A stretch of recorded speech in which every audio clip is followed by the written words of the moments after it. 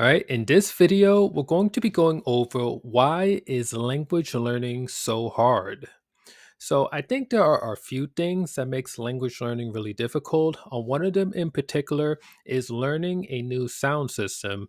So when it comes to learning a new language, more often than not, you're going to have to learn how to retrain your mouth in order to utilize certain sounds in the language. So a good example of this would be the Spanish trill, where you have to roll the R like "rrr," so that obviously requires a bit of practice to do, and some people have a really hard time doing the Spanish trill, and that's just one of many possible sounds that may not exist in your native language. So if you plan on using the language at a proficient level, or at least at a somewhat near native level, then you're going to have to learn how to make every sound in the language at least as close to native level as you can get. Another thing too, when it comes to learning a new sound system, is that there are tones, stresses, and pitch accents, which can change not only the words in the language, but also the nuance as well. So a great example of pitch accent is in Japanese. And depending on the pitch accent that you use for a particular word, that can completely change the meaning of the word. In English, we have something which is called stress, where depending on where you put the stress in a word could change what that word means. So you have a word like record as well as record. But if you were to look at the words record and record, you'll notice that they're spelled differently. But because I put the stress in different places, they're actually two entirely different words. Like record is more of like a black disc, like a black flat disc that that plays music, and then record is what I'm doing right now, like I'm recording my voice, I'm speaking. So those are two entirely different things, but they are spelled the same. But by utilizing the stress, we're able to differentiate those two different concepts. And then there's tones, like Chinese, or I should say Mandarin, is very well known for being a tonal language.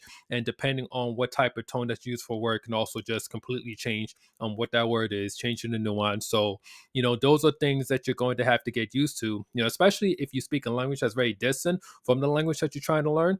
Like it can just make it all the more challenging for grasping those different concepts. Another thing too, and this happens almost subconsciously when you're first starting to learn a language, is that you will tend to relate the language that you're trying to learn, the LT language, to your L1 language, which is your native language. And you'll be doing this at first because that's you're so used to the language, to your native language. Like for me, like I've spoken English, my entire life. So, when it comes to like learning a second language, you're going to unconsciously relate those sounds to the sounds that you already know. So this could potentially cause you to make certain mistakes within your target language. But the good news is that this does happen to go away over time. Like as you continue to spend more time in the language, you'll be able to better separate the sounds of your native language from the sounds from the language that you're trying to learn. But at first, those sounds are sort of going to get meshed together, which could definitely contribute to making language learning, pretty difficult, especially at first.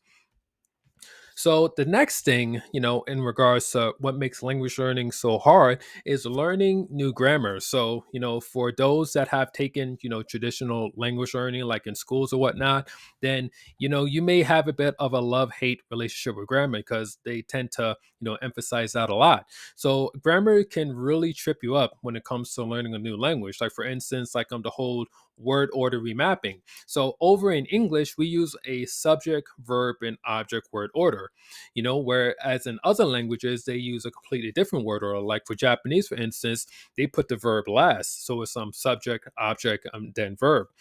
So if you're someone that's learning English and wants to learn how to speak Japanese, then that's something you're going to have to like get used to. And you can't just use the same order that you would normally use, in your native language.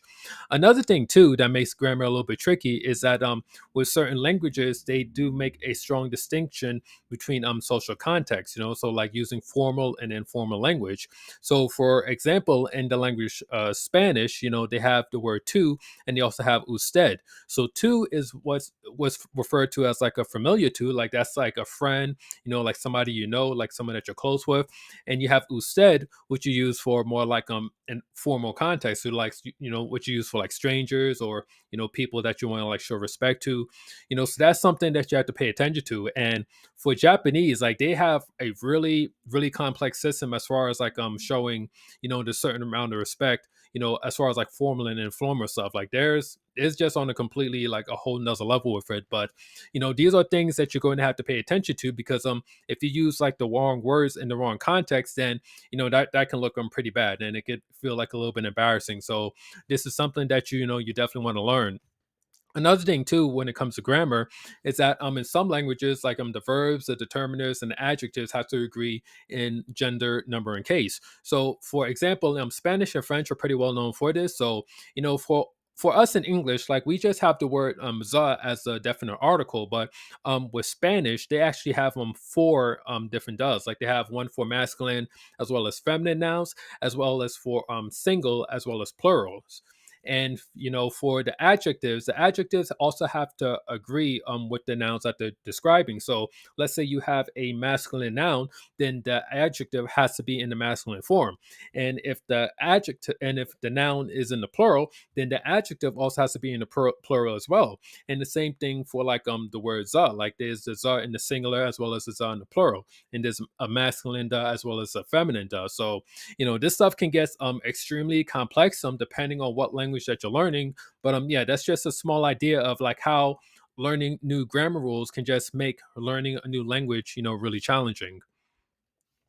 So this isn't really so much about language learning itself, but just more like in the general aspect of language learning, which is that it takes a very, very long time, to get good at any language that you want to learn. Now there are, I guess you could say, like little exceptions here and there. Like for instance, I'm learning one of the languages I happen to be learning is Esperanto, which is a constructed language, and it was built in a way where you can pick it up a lot faster compared to like a natural language. But even with that being said, it still requires a decent amount of time before you can get a decent level on with the language. And if you learn like a natural language like Spanish, French, Japanese, or what have you, then you're looking at a serious amount of time that it's going to take. So like at first, it might not feel like you're really like getting any payoff from all the work that you're putting in, but you know it's one of those things where you do just have to be aware of it.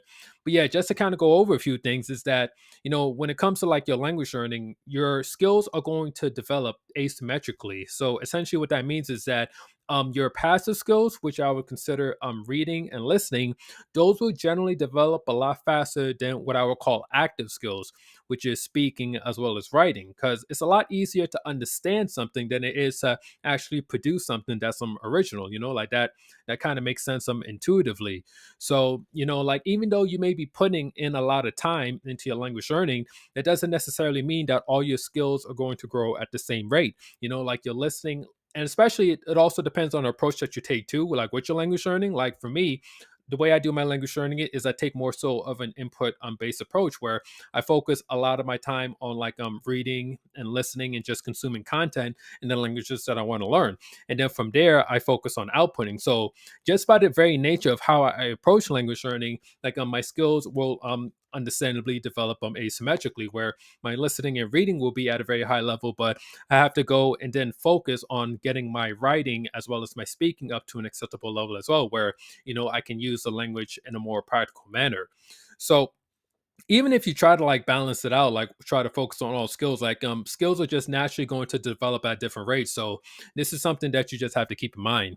Another thing too is that there's this thing known as the intermediate plateau effect. So you'll get to a point like it's very typical in language learning where like in the beginning you'll notice that you tend to make pretty fast progress, and it's not really hard to make progress at first, because to go from knowing nothing to like knowing something is already like a big leap in and of itself. So once you're learning, like say like the first few hundred words, first thousand words or so, like you'll notice that things will seem to be moving along pretty fast. But after a while, like you're gonna hit this point in your language learning journey where it seems like you're really just not making a lot of progress. Like you're putting in the time, you're focusing on the right things, but it just doesn't really feel like you're getting better. So this is commonly what's referred to as the intermediate plateau. So how long that lasts, it depends on like one person to the next, but you should expect that this is going to last at least a couple of hundred hours or so, where you're just going to be putting in that time and that effort, and it's just going to seem like not much is happening.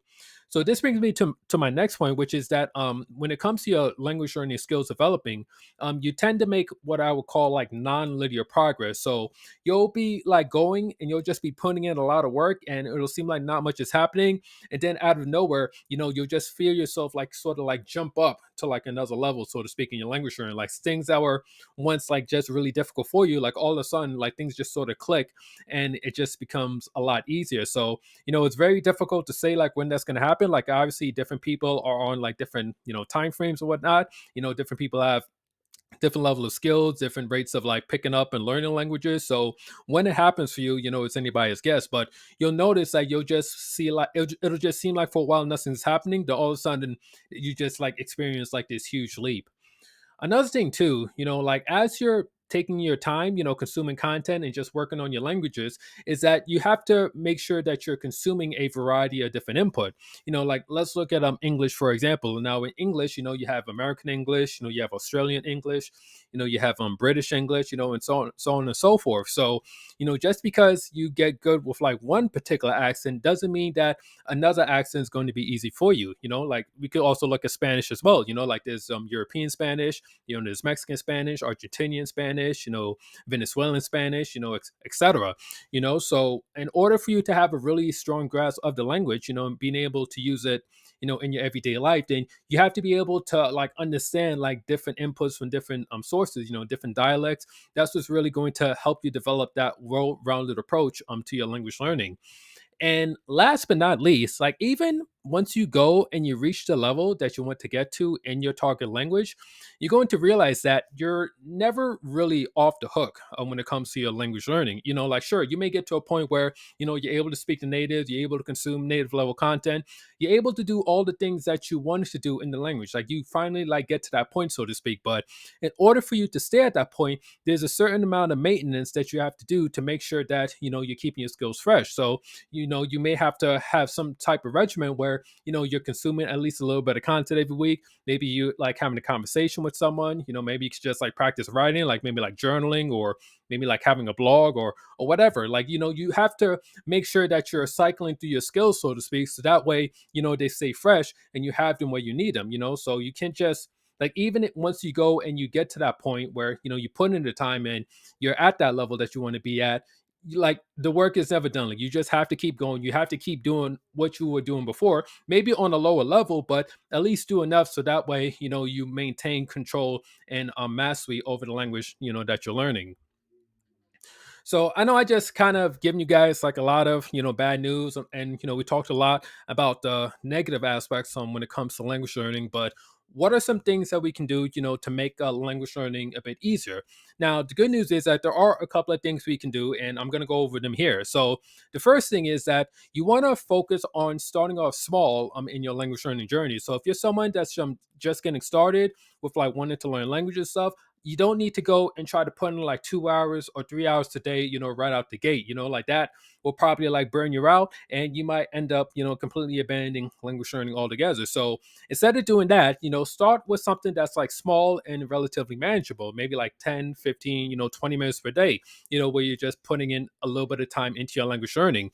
Like the most important thing you want to focus on in language learning is developing consistent habits, because you can't just go and like focus on like language learning for like one day, maybe put in like 3 4 hours and then forget about it for like the next week, the next month or whatever. Like that's not what's going to allow you to develop real skill over time. Like it's something that you have to show up every single day for. So it's a lot easier to show up daily if you start off with something that's small and manageable. And then once you start to get into the rhythm of putting time into your language learning, you can always scale up the amount of time that you put in, whether it's like an hour a day, 2 hours per day, or what have you. So, start off small first and foremost. The next thing is that you want to find a way to do things that you enjoy in your target language. So when it comes to learning any language for that matter, you can't just look at it as like some separate thing from your life. Like it needs to be in a way like sort of a part of your life. So one of the easiest way you can do things that you enjoy in your target language is by studying topics or researching topics that you enjoy, but in your target language. So, let's say for instance, you're into like pottery, like I don't know, random example, like you're into pottery. You can go and you could try to find a YouTube channel or a creator who is specializes in pottery, but does it in your target language. So now, in a way, you're killing two birds with one stone. You're able to learn more about your interests, about the thing that you already enjoy doing it, but now you're doing it in a language that you also want to learn. So it just makes the language learning a much more meaningful experience for you. Like everybody has slightly different ways for learning languages. Like even if you're all like kind of following like similar, doing similar activities, following similar frameworks, what you get out of the language learning or how you approach the language learning is going to come from your own unique viewpoint, perspective, your personality. Make the language learning like fit how you are as a person is what I'm trying to say here. Another thing too, and this is just going to make things a lot easier, when it comes to language learning, is to keep your input narrow at first. So there's a few different ways you could do that. You could focus on just like one particular creator that you really like maybe you have a creator like on YouTube that you found and you just love all the content and they happen to have like a whole bunch of content and they create like a lot of content on a consistent basis. You could just focus on that particular creator and get to the point where you're able to understand just about any video or any piece of content that they put out. Another way you can just focus on narrow is just focusing on one particular topic. So if you're into if you're really into photography, you can go and you can find like 3 5 different YouTube channels that all talk about photography, and you could just focus on that. Because the thing is, when you're starting to learn a language, you want to try to keep things as simple as possible, at the very beginning. You don't want to add in too many different variables because that's just going to make things a lot more challenging for you. So when it comes to like out when it comes to excuse me when it comes to consuming input, by keeping things narrow, you're able to go and you're able to make progress a lot faster. And once you get to the point where you've kind of like conquered that domain, so to speak, and you're able to understand like that creator, or maybe you're able to understand like these types of topics of video or certain topic of videos, then you can go and you could like expand on to like other domains or like other creators. So just focus on keeping it narrow at first, and that's going to make it a lot easier for you. Last but not least, when it comes to language learning, just to make the things easier for you, is that you want to focus on process goals over outcome goals. So example of a process goal would be, I am going to consume 20 minutes of input, whether that's like videos, podcasts, books or whatever. I'm going to consume 20 minutes of input per week. Now an outcome goal would be, say, like I want to hit C1 in French by next year. Now it is possible that you could hit C1 by next year, but the thing is, outcome goals tend to be more so outside of our control, because like what if you don't hit that C1 by next year? That could be very discouraging, and that could potentially like kill your motivation in your language learning. But by focusing on process goals, the thing is, like if you say, hey, I'm going to do this certain thing for this certain amount of time, then it's almost impossible for you to fail at that point, like unless you just decide not to like do the process. So by doing that, you put yourself in much greater control over the outcome, over achieving your goal. And by focusing on these processes, you're going to over time develop the skills that you want to develop for in the first place. But it's all just a matter of just tuning your focus onto the right thing. So that's all I have for you today, guys. Yeah, like if there's anything that I miss in regards to what makes some language learning so difficult, definitely feel free to to share that down below. And if you enjoyed content like this, by subscribing and or subbing the channel, giving a like, that helps with the algorithm just to get this out here to to more people. This is Jay Laguerre. I'm signing off, and I'll catch you in the next one. Peace.